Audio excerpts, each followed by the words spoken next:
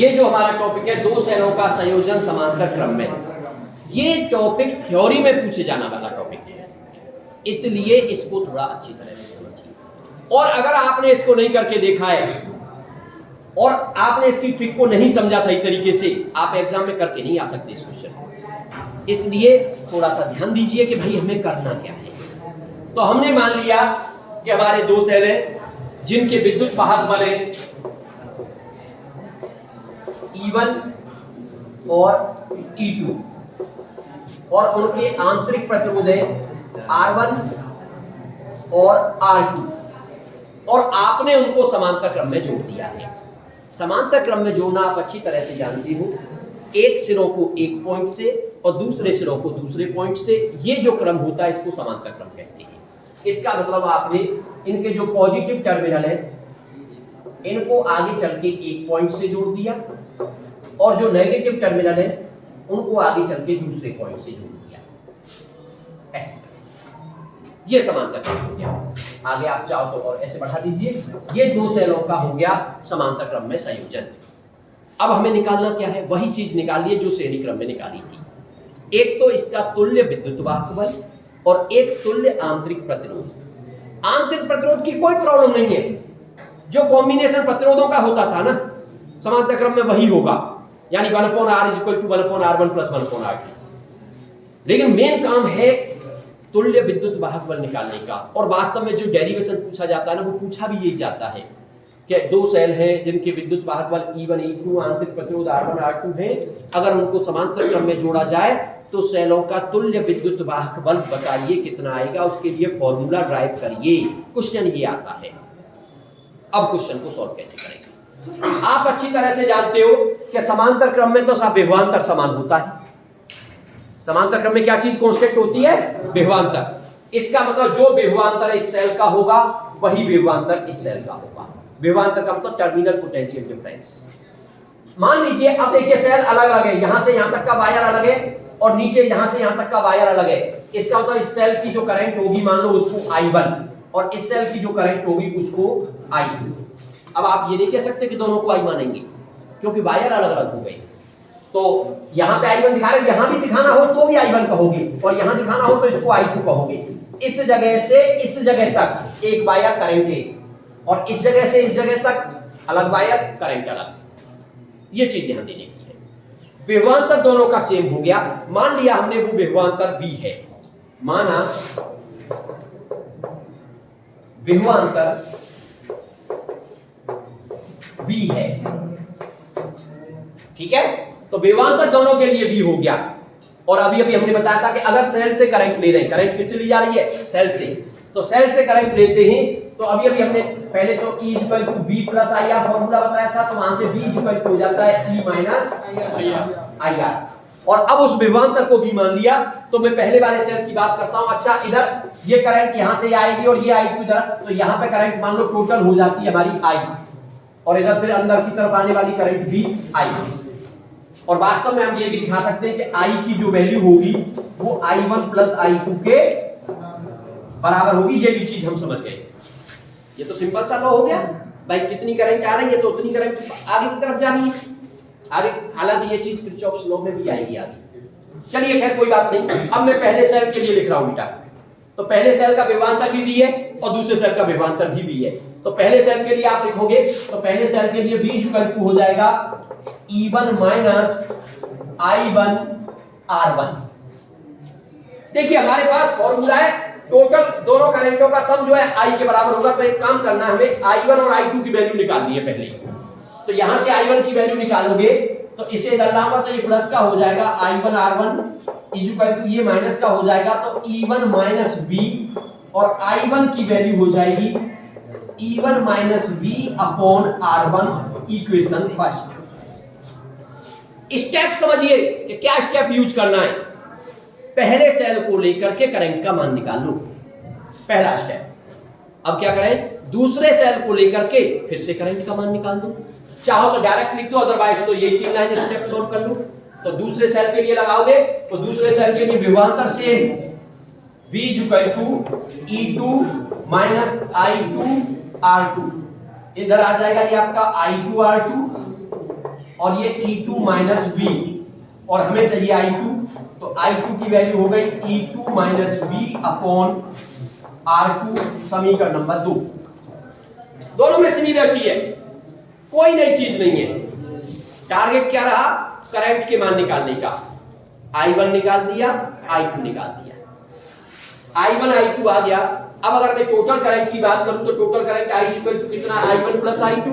एक काम करिए, दोनों करंटों की I1 और I2 की वैल्यू यहां पुट कर दीजिए, तो आप लिख देंगे आगे परंतु I equal to I1 plus, और दोनों वैल्यू यहां उठा करके पुट कर दी, तो I इक्वल टू हो गया I1 की जगह E1 minus B upon R1, E1 minus B upon R1 plus I2 की जगह E2 minus B, E2 minus B upon R2।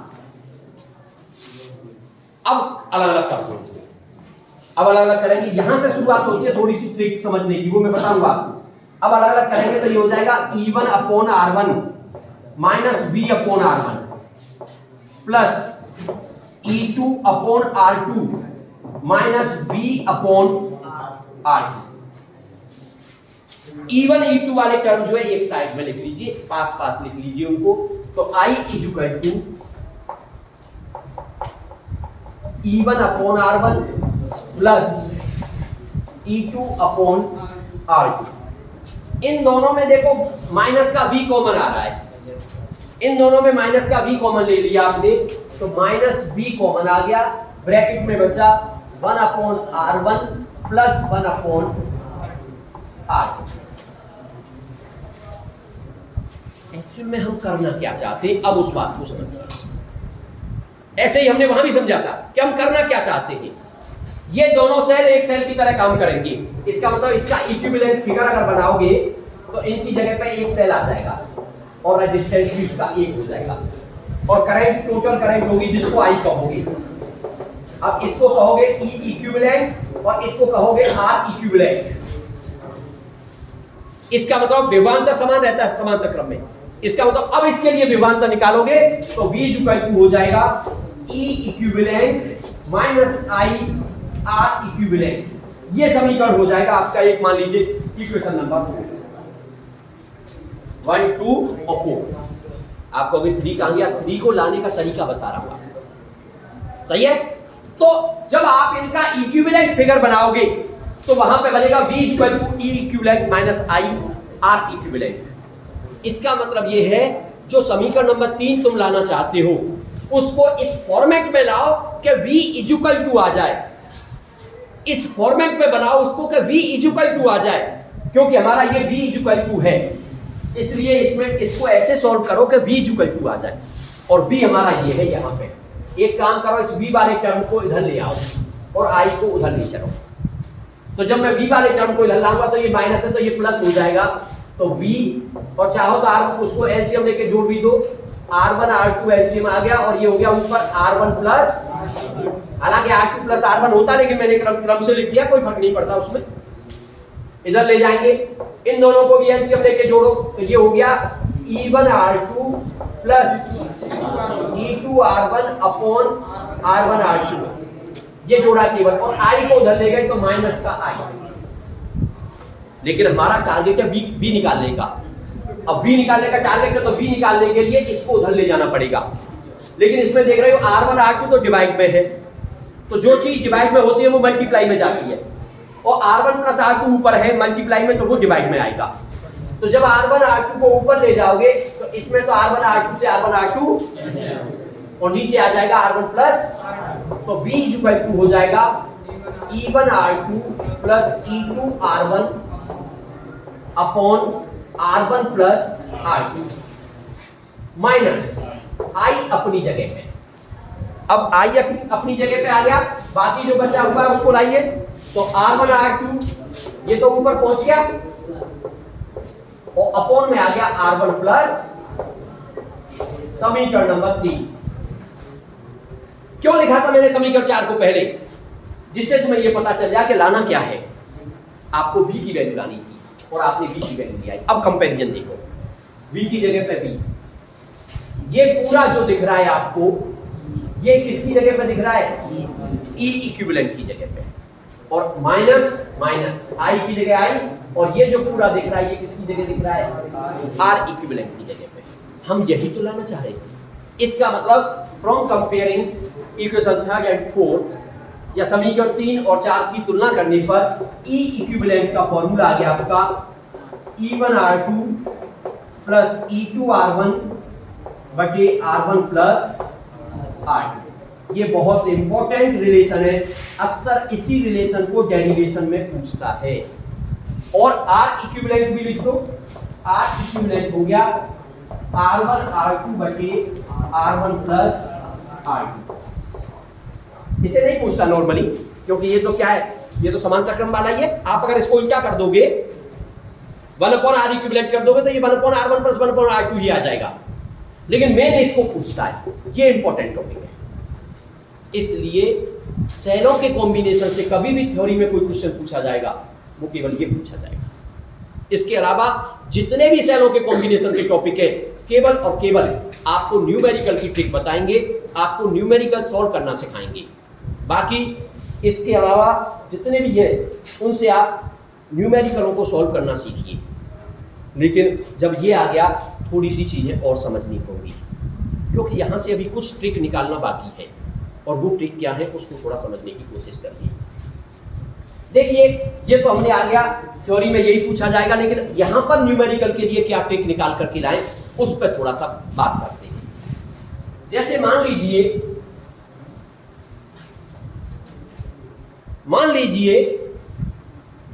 ये जो हमारा आया है ई इक्विवेलेंट और ये आया है आर इक्विवेलेंट। कभी कभी कई बार पूछा है कि ई इक्विवेलेंट अपॉन आर इक्विवेलेंट को प्रूव करा लेता है। तो यहां से अगर आप ई इक्विवेलेंट अपॉन आर इक्विवेलेंट निकालेंगे तो वो क्या आएगा उसको देखने की कोशिश करें। तो ई इक्विवेलेंट अपॉन आर इक्विवेलेंट इसका डिवाइड करना है आपको। तो R1 प्लस R2 से R1 plus R2 cancel out, क्या हुआ, ये बचा E1 R2 plus E2 R1 upon R1 R2, यानी ये आएगा E1 R2 plus E2 R1 बटे R1 R2। उसको अलग अलग कर देता हूं, यानी इसके अपॉन में अलग कर देता हूं, इसके अपॉन में अलग कर देता हूं, R1 R2 और R1 R2। यहां R1 कटेगा, यहां R2 कटेगा। सॉल्व होके क्या आया है, सॉल्व होके आया है E1 upon R1 plus E2 upon R2। ये बहुत इंपॉर्टेंट रिलेशन है। क्यों इंपॉर्टेंट है इस बात को भी समझने की कोशिश करो कि ये तो 2 सेल के लिए है। अगर 4 सेल के लिए पूछे, 6 सेल के लिए पूछे तो फिर आप सीधे सीधे लिख सकते हो E equivalent upon R equivalent is equal to E1 upon R1 plus E2 upon R2 plus E3 upon R3 plus E4 upon R4। आप इस तरह से समझ सकते हो अब इस चीज को। तो ये एक ऐसा रिलेशन आप ले आए हो कि अगर 2 से ज्यादा सेल दे रखे होंगे तो ये रिलेशन इस प्रकार से आ सकता है। बात क्लियर? अब एक और चीज समझिए, मान लो सेल हमारे आइडेंटिकल है। ये जो सेल दिए थे ये अलग अलग थे, ये आइडेंटिकल नहीं थे। अगर 2 सेल हमारे आइडेंटिकल है तो उसका आर इक्विवेलेंट क्या हो, ई इक्विवेलेंट क्या हो जाएगा, इस बात को समझिए। ये बहुत इंपॉर्टेंट कॉन्सेप्ट आपके लिए लाने वाला है। सेल आइडेंटिकल है, इसका मतलब E1 और E2 सेम, R1 और R2 सेम। तो यहां हमें समझना है जब सेल समान प्रकार के हैं, समान है, तो जब सेल समान होंगे तो E equivalent is equal to क्या आ जाएगा, इस चीज को समझने की कोशिश करते हैं। तो क्या है भाई फॉर्मूला, E1 R2 और E2 R1, लेकिन E1 E2 सेम होंगे, R1 R2 सेम होंगे, तो E1 E2 को E मान लेते हैं और R1 R2 को R मान लेते हैं। तो ये हो जाएगा E into R plus E into R upon R plus, और ये हो गया ट्वाइस ER अपॉन 2R। 2 से 2 कट गया, R से R कट गया। E इक्विवेलेंट किसके बराबर आया, बहुत इंपॉर्टेंट रिलेशन। आप कहोगे ये क्या रिलेशन है, तो कोई रिलेशन नहीं है, रिलेशन है, समझने की कोशिश करनी है आपको। देखिए कितने सेल जोड़े आपने, कैसे सेल थे, आइडेंटिकल। दो सेलों को आपने समांतर क्रम में जोड़ा जिनका विद्युत भागफल ई था, लेकिन इक्विवेलेंट की वैल्यू कितनी आ रही है? जुड़े नहीं आपस में, केवल एक सेल के विद्युत भागफल के बराबर ही आंसर आया। अभी आ जाए क्वेश्चन। मान लो क्वेश्चन में तो विद्युत धारा पूछता है नॉर्मली, लेकिन विद्युत धारा निकालने के लिए तुम्हें निकालना पड़ता है तुल्य विद्युत वाहक बल बटे तुल्य प्रतिरोध। और जब वो कहेगा समांतर क्रम में 10 सेल जुड़े हुए हैं, तो तुम जल्दी में पता है क्या करोगे? कुल विद्युत वाहक बल इक्वल टू 10E। लेकिन समांतर क्रम में कभी भी 10E नहीं करना, केवल E। चाहे 10 सेल जुड़े हो, चाहे 4 सेल जुड़े हो, या फिर 2 सेल जुड़े हो, केवल E, क्योंकि यहां से रिजल्ट निकल करके श्रेणी क्रम में आपको जोड़ना है, समांतर क्रम में जोड़ना नहीं है। तो जब आइडेंटिकल सेलों की बात आ जाए और वो 5 सेल ले रहा है, 10 सेल ले रहा है, 15 सेल ले रहा है, जो भी सेल ले रहा है, और कहता है तुल्य विद्युत वाहक की जरूरत पड़ती है, तो आपको जोड़ना नहीं है, एक सेल का विद्युत वाहक लेना है बस, और श्रेणी क्रम में उनको जोड़ना है। लेकिन श्रेणी क्रम में जोड़ते समय यह ध्यान रखना था कि अपोजिट पोलैरिटी का अगर कोई सेल है तो उसको माइनस में लेते हुए घटा करके तब सॉल्व करके लेके आना है। तो ये गलती स्टूडेंट बहुत करते हैं, क्योंकि अभी तो ध्यान है, जब न्यूमेरिकल सॉल्व करेंगे तो जैसे ही दिखा के 5 सेल, तो तुरंत लिख देंगे तुल्य विद्युत वाहक बल बराबर 5E, जबकि समांतर क्रम में 5E नहीं लिखना है, समांतर क्रम में केवल E लिखना है। हाँ, आंतरिक प्रतिरोध की बात हो जाए तो उससे निकालोगे 1/R plus 1/R plus 1/R, तो वो हो जाएगा 5/R, और फिर उल्टा करना पड़ता है तो R/5, वो तो करना है। लेकिन तुल्य प्रतिरोध जब भी निकालोगे आप केवल उसको क्या दिखाओगे? E दिखाओगे। तो ये चीज ध्यान रखनी है, बहुत इंपॉर्टेंट चीज है, और इसका आप ध्यान रखिए, और इस आधार पर आप न्यूमेरिकल सॉल्व करिए।